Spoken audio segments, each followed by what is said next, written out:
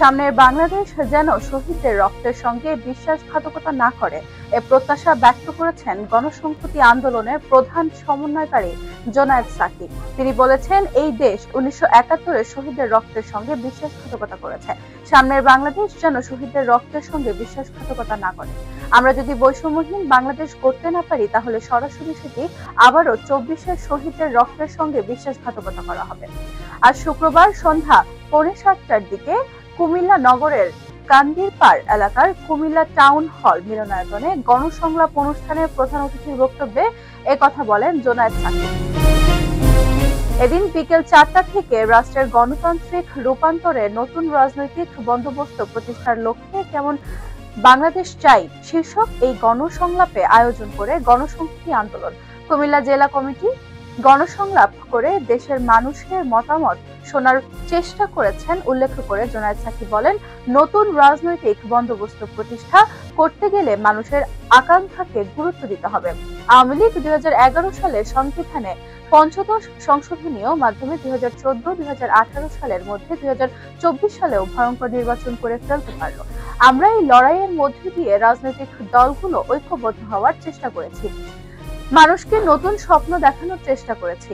নতুন একটি বন্দোবস্ত হবে, রাষ্ট্র ব্যবস্থার সংস্কার হবে, প্রতিষ্ঠানগুলোর সংস্কার হবে, আইনের সংস্কার হবে, দেশের ক্ষমতার ভারসাম্য সৃষ্টি হবে।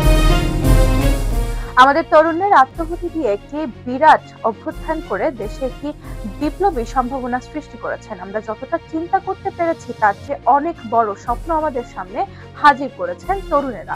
তরুণদের আকাঙ্ক্ষা ধারণ করতে না পারলে জনগণের থেকে রাজনৈতিক দলগুলো অনেক দূরে সরে যেতে পারে মন্তব্য করে গণসংহতি আন্দোলনের প্রধান সমন্বয়কারী বলেন, আমাদের সন্তানেরা নিজের জনগোষ্ঠীর জন্য, নিজের দেশের জন্য জীবন উৎসর্গ করার মতো সাহস দেখিয়েছেন।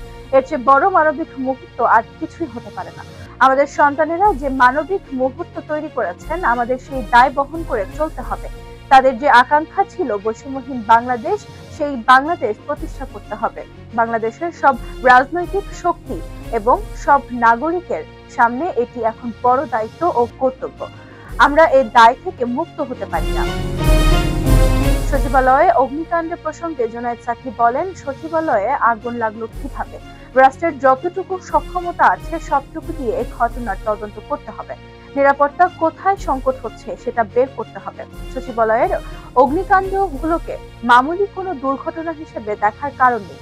দেশ নিয়ে সব ষড়যন্ত্রের বিরুদ্ধে জনগণ ঐক্যবদ্ধ আছে, ঐক্যবদ্ধ থাকতে চায়। বর্তমানে সরকারকে বাংলাদেশের মানুষের ন্যায্য দাবি দ্রুততার সঙ্গে বাস্তবায়ন করতে হবে। মানুষ জানমালের নিরাপত্তা নিয়ে চিন্তিত, আবার বাজারে দ্রব্যমূল্য কমছে না, কেন দ্রব্যমূল্য বাড়ছে?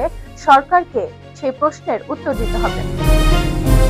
গণসংহতি আন্দোলন কুমিল্লা জেলা আহ্বায়ক ইমরান জুলকারনাইনের সভাপতিত্বে গণসংলাপে বক্তব্য দেন সংগঠনের কেন্দ্রীয় নির্বাহী সমন্বয়কারী আবুল হাসান, কুমিল্লার মহানগর বিএনপির আহ্বায়ক উদ্বাতুল বাড়ি আবু, ভাসানী অনুসারী পরিষদের সভাপতি বীর মুক্তিযোদ্ধা মোতাহের হোসেন, কুমিল্লা মেডিকেল কলেজের সাবেক অধ্যক্ষ, গণসংহতি আন্দোলনের রাজনৈতিক পরিষদ সদস্য হাসান মারুফ, সম্পাদক মণ্ডলীর সদস্য বাচ্চু ভুইয়া, কুমিল্লা প্রেস ক্লাবের সাবেক সাধারণ সম্পাদক সাইদ মাহমুদ পারভেজ, কুমিল্লার আইনজীবী আরিয়া ইমাম প্রমুখ। অনুষ্ঠানটি সঞ্চালনা করেন গণসংহতি আন্দোলন কুমিল্লা জেলার সদস্য সচিব মোহাম্মদ হাবিবুর রহমান।